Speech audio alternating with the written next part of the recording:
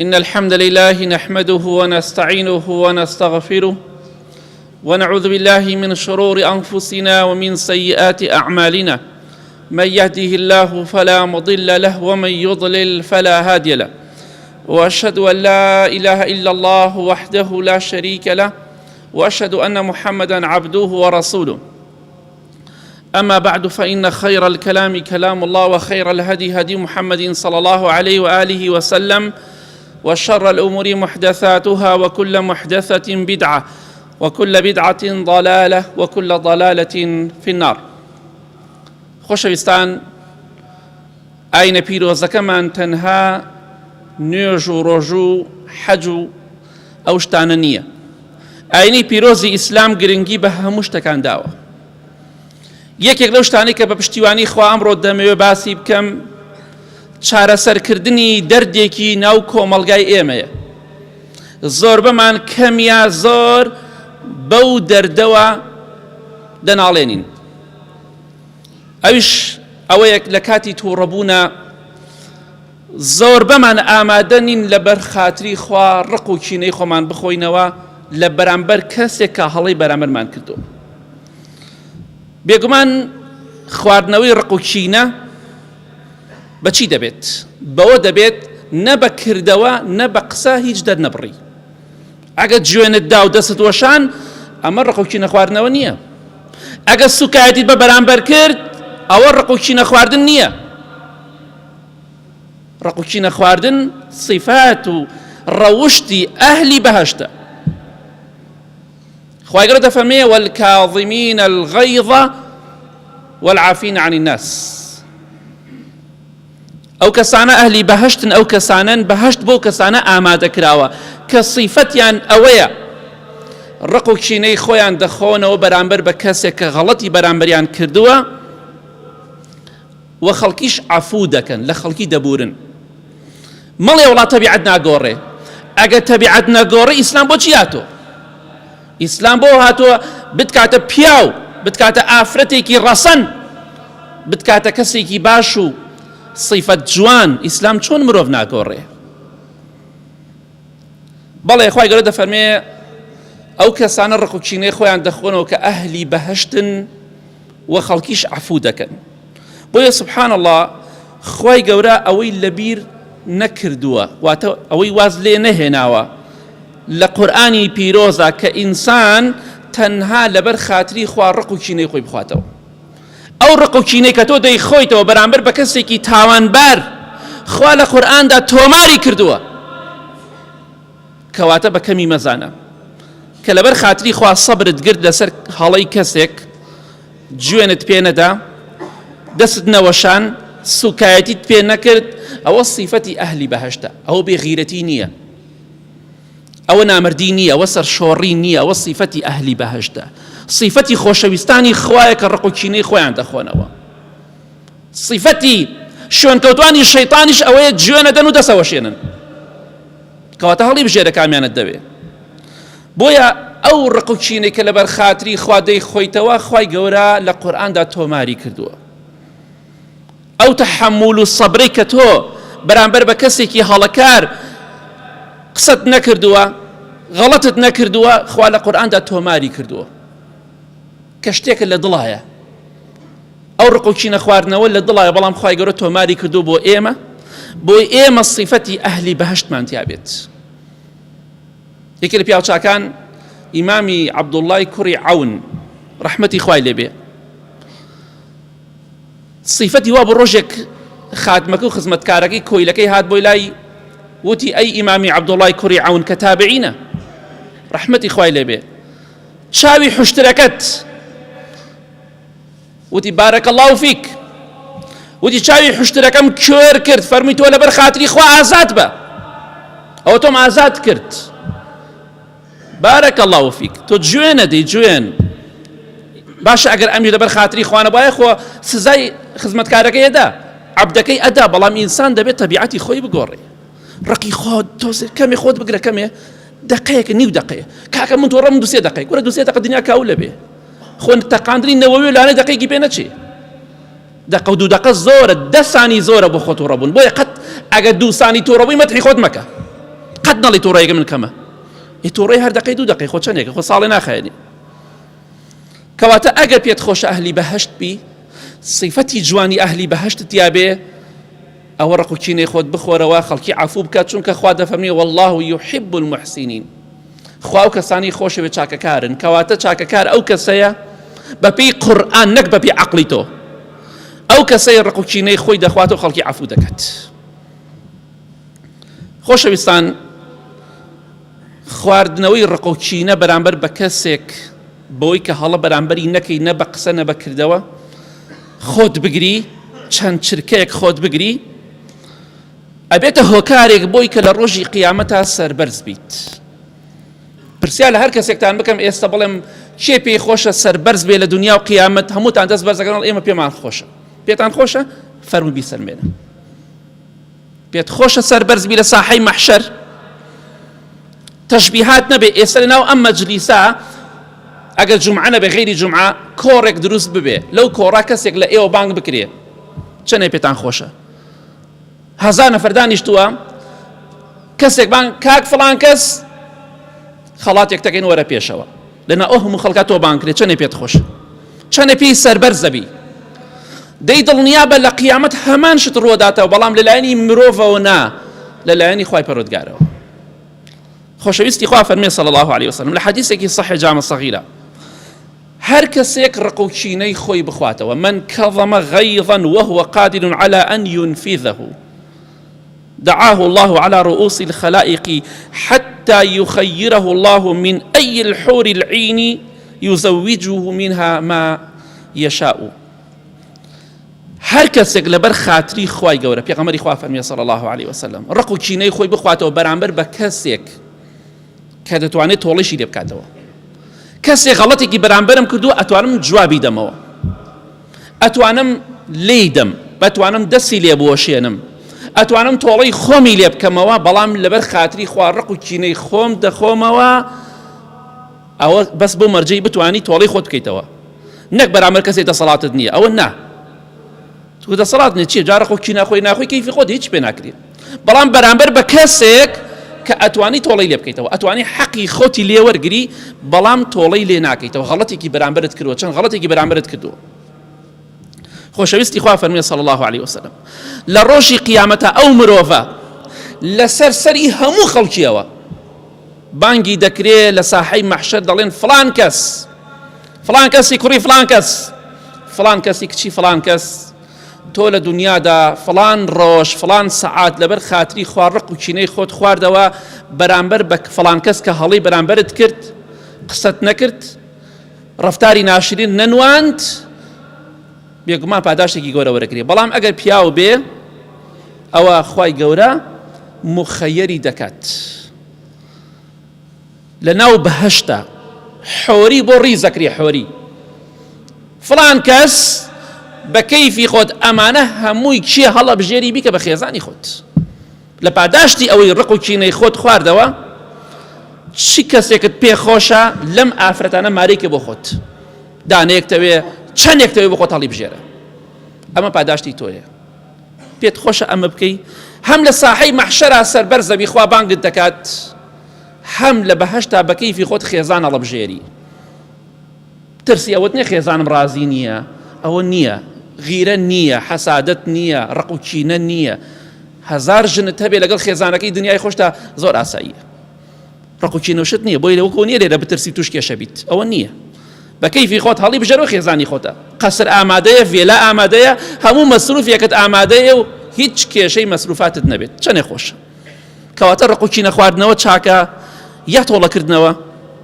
لە کەسی تاوانبار بێگومان ڕقوچینە خواردنەوە پاداشتەکەی زۆر گەورەیە بۆیە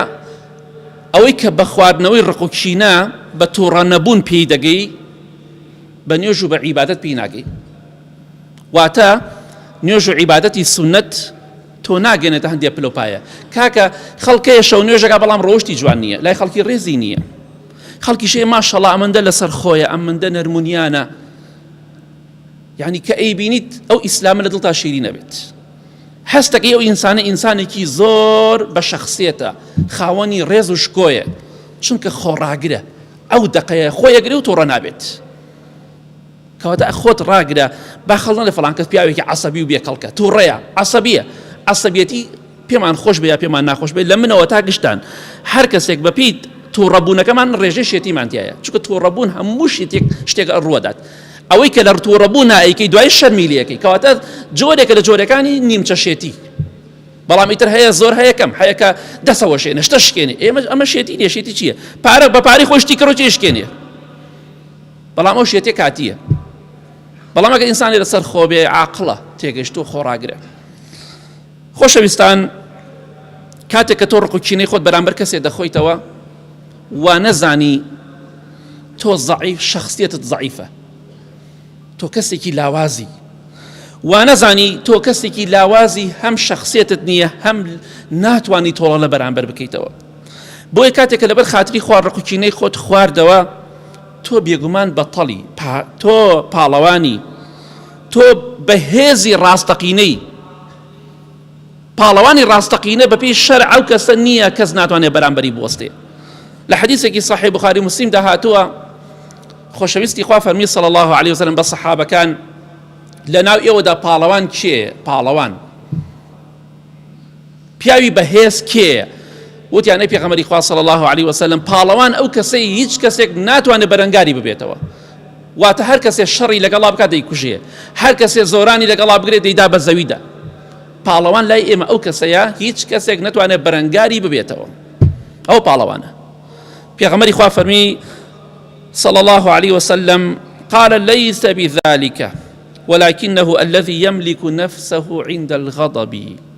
نخير پاڵەوان ئەو کەسە نییە ئاوا عەزەڵاتی هەڵساوە ئامەی هەڵساوەتەوە تەحەمولی قسەی ناکات چی قیمەتێکی تۆ پاڵەوان نیت تۆ بەهێز نیت تۆ زۆر لاوازیەکە ئامەت ئاوا هەڵسێ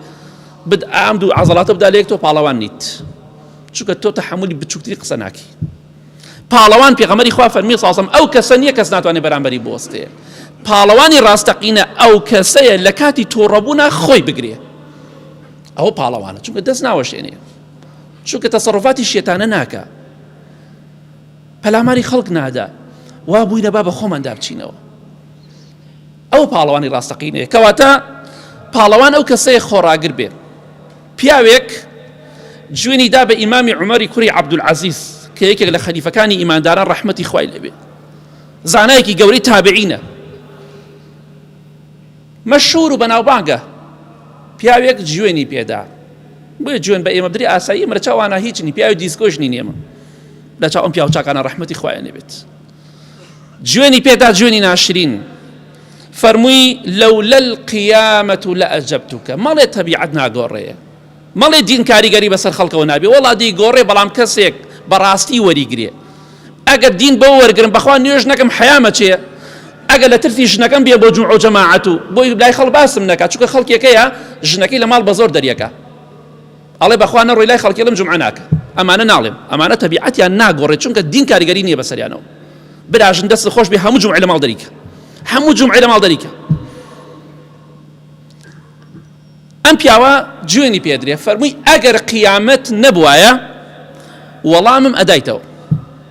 کەواتە لە ترسی قیامەت جواب نادەمەوە جوێنت پێ نادەم کەواتە مەڵێ دین خەڵکی ناگۆڕێ خەڵکە گۆڕێ بەڵام کەسێک وەکو مەبدە گرت بێتی وەکو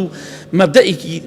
سەرچاوەیەکی زۆر گرنگ بەڵام وەکو عورف و عادەت گرتە بێتت نوێژ نەکەم حەیامەچێ ڕۆژوو نەگرم حەیامەچێ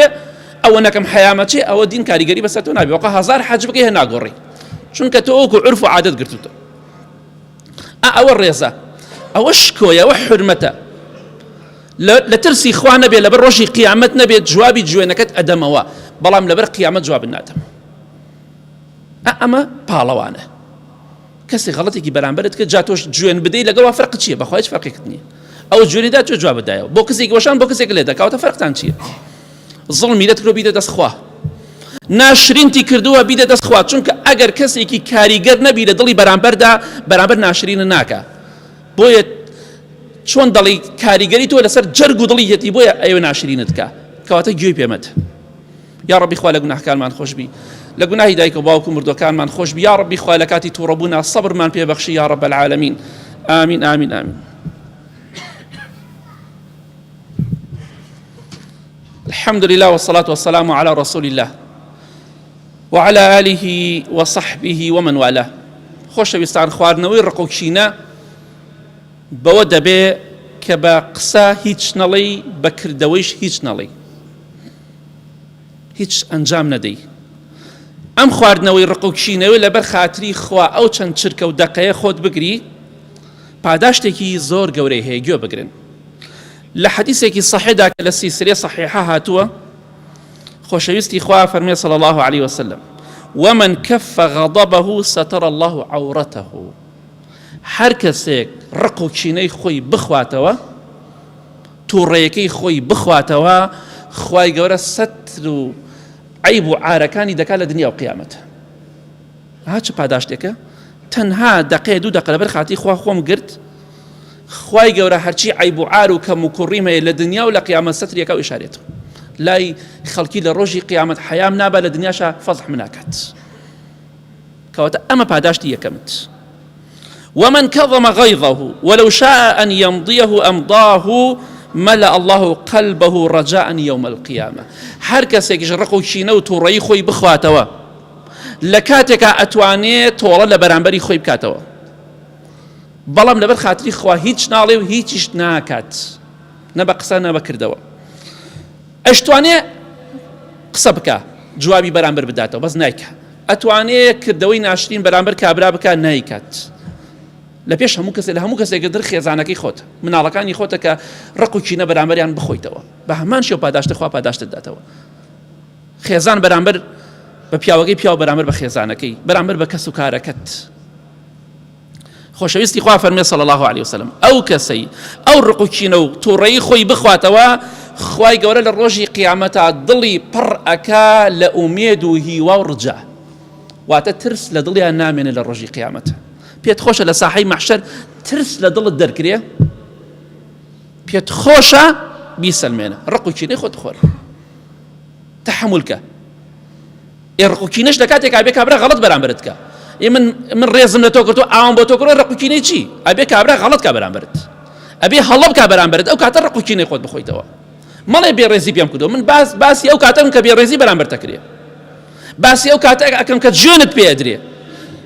ڕقوکینە خواردنەوە بەوە بێ نەکابرا دەست کاتە مەلو ماچکا بڵێ کاکە ڕقوکینەی خۆم خواردەوە نا کاکە تۆ ئەبێت لە کاتی تووڕەبوو ناخۆ ڕقوکینەی خۆت بخۆیتەوە کەسی هەڵی بەرامبەرت کردووە. ئەمە حەدیثێکی صحیح تەرغیبی شاتۆ خۆشەویستی خوا فەرمێ صلی الله عليه وسلم ملأ الله قلبه يوم القيامة رضا. هەر کەسێک ڕقوکینەی خۆی لەبەر خاتری خوا بخواتەوە تووڕەیی خۆی بخواتەوە بە قسە و بەکردەوە هیچ نەکات و هیچ نەڵێ خوای گەورە لە ڕۆژی قیامەتە دڵی پڕ ئەکا لە ڕەزامەندی و ڕازی بوون. کەواتە سێریکە خوا سەتری عیب و عارەکانت دەکات. خوای گەورە دڵت پڕ ئەکا لە ئومێد و هیوا و ڕەزامەندی خۆی لە قیامەتە بەس بەو مەرجەی ڕقوکینەی خۆت بەرامبەر کەسێ بخۆیتەوە. خۆڕاگر بە تەحملت هەبێ کەسێ جوێنیت پێدا پێ بکەنە بەدەمیەوە قسە مەکە دەمی خۆت بگرە.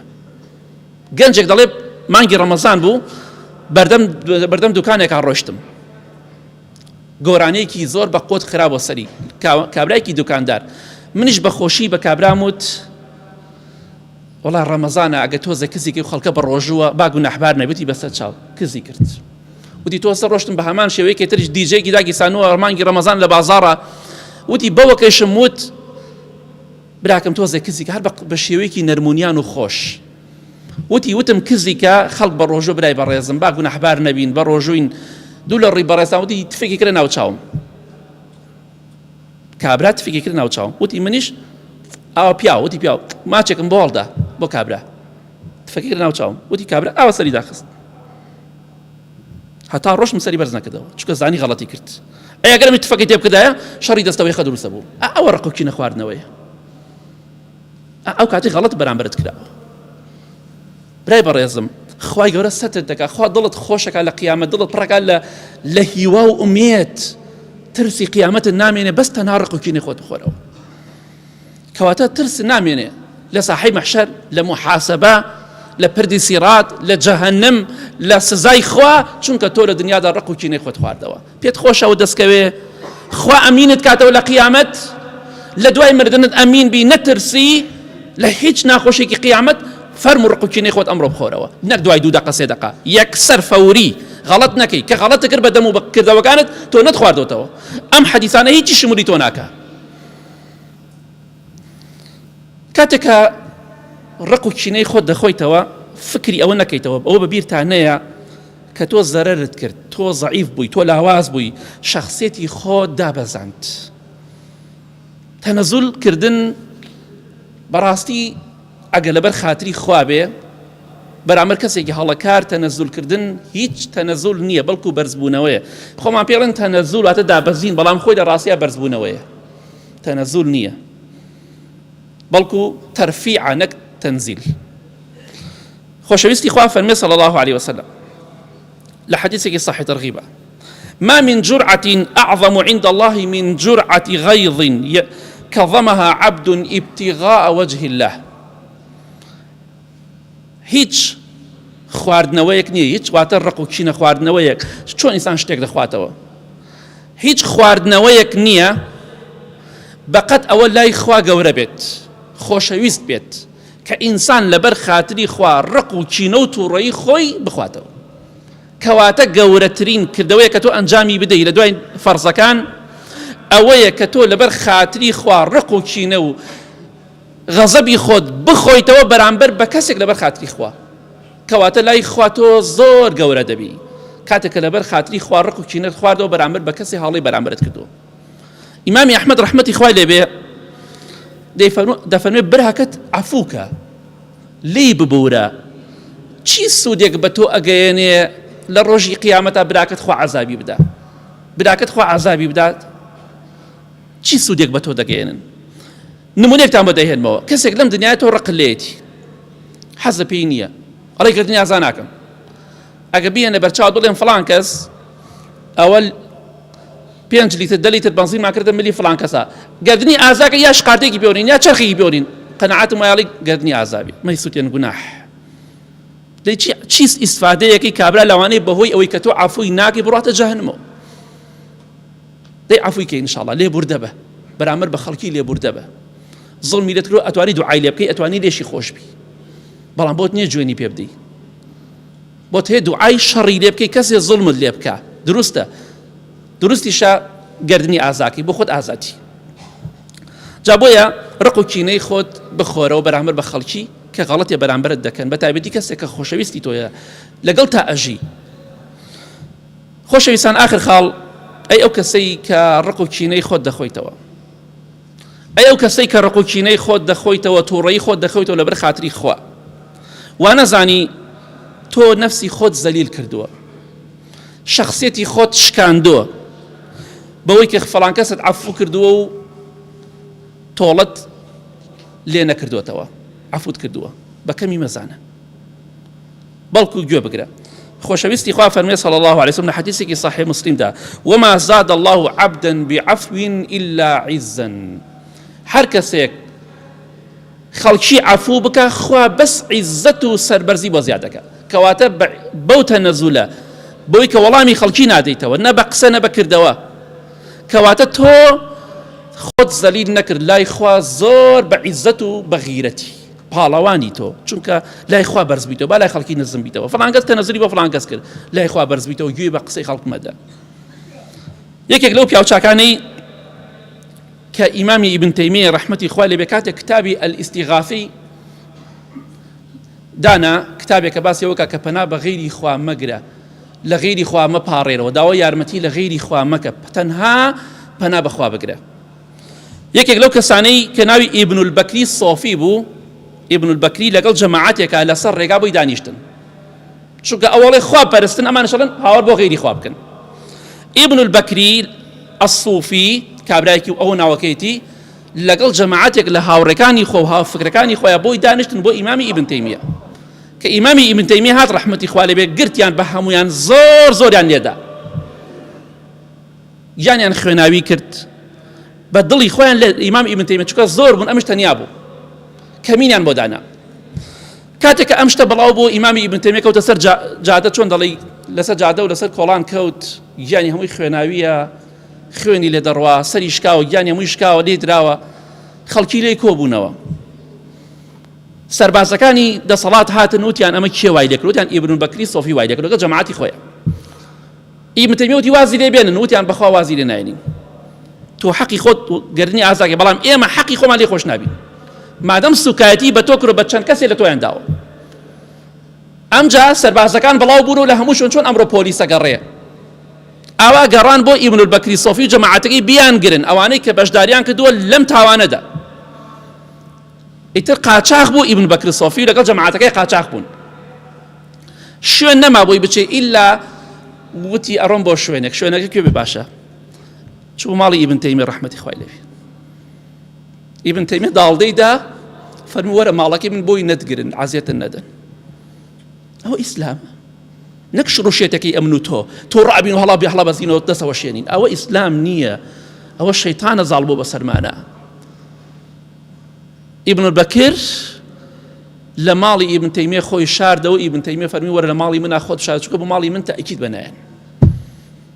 بەڵێ ئەمجا لای دەسەڵاتدار و فەرمی عەفوی کەن گەردنی ئازابێ، من هیچ حەقێکم لەسەری نییە. ئەوە ئیسلامە. بۆیە دوایەوە زاناکانی ئەشعەریەکان دەیانوت ئەوەی کە ئیبن تەیمیە کردوێتی مەگەر پێغەمبەران بیکەن سەلامی خوایان لەسەر بێ، یا چەند کەسێکی کەم لە خەڵکی بتوانی وەکو ئیبن تەیمیە بکات. ئەوانەی کە دژی ئیبن تەیمیە بوون ئەو ئیعترافیان کرد کە ئەوەی ئیبن تەیمیە کردی مەگەر لە پێغەمبەران بۆشێتەوە سەلامی خوایان لەسەر بێ، یا لە کەسانێک کە زۆر بکەمن ناو خەڵکیە. بۆیە عەفوی کە ئەمە بووە مێژوویەک تۆماری کرد سەربەرز بۆ ئیبن تەیمیە ڕەحمەتی خوای لێبێ. دە تۆش ئاوا خۆڕاگر بە ڕق و کینە بخۆرە بەرامە بە خەڵکی شەوان بڵێ خوایە گەردنی خەڵکی ئازابێ، خوای با بەهۆی منەوە هیچ کەسێک نەچێتە جەهەنەم. ئەو کاتە ئینشاءڵڵا سەربەرز دەبی. اللهم اغفر للمؤمنين والمؤمنات والمسلمين والمسلمات الأحياء منهم والأموات من أهل السنة والجمعة والجماعات. يا ربي خويا الشفاء نخوش كان من بدي بتايبتي أواني داوي دعاء خير يعني كدو. يا ربي خويا الصبر وآرامي من بيبخشي لكاتي توربون دا. يا ربي خويا وما لبكي لو كسان بين لبر خاطري رزامدي تورخو كيني خومن بخوينوا خويا نپاداشتاني كأمر باس ما قر شمولي إيمش بك لو كسان بين يا رب العالمين خوایان شیفای نەخۆشەکانمان بدەی، ئەوانەی کەوتونە لە نەخۆشخانە و ماڵەکان خوایە شیفایان بدەی، ئەوانەی قەرزارن خوایە قەرزاریان بۆ دەبەرکەی، ئەوانەی حاڵیان باش نیە یا ڕەبی خوایە حاڵیان باشکەی، ئەوانەی شویان نەکردو خوایە پیاوی باشیان بەنسیب کەی، ئەوانەی ژنیان نەهێناوە ژنی باشیان بەنسیب کەی یا ڕەب العالەمین. خوایان هێمنی و ئارامی وڵاتمان بپارێزی، ئەم شەڕ و ئاژاوە و کێشەیە لە وڵاتمان بەدوورکەی، خوایان دەستی زاڵمەکان و جوولەکەکانیش بشکێنی یا ڕەب العالەمین. خوایان مسلمانان سەرخەی معجزەیەکی گەورە پێشان مسلمانان بدەی بەسەر شۆڕی و زەلیلی جوولەکە و دوژمنەکانی ئەم ئیسلامە. آمين آمين آمين، وصلى الله على محمد وآله وصحبه أجمعين.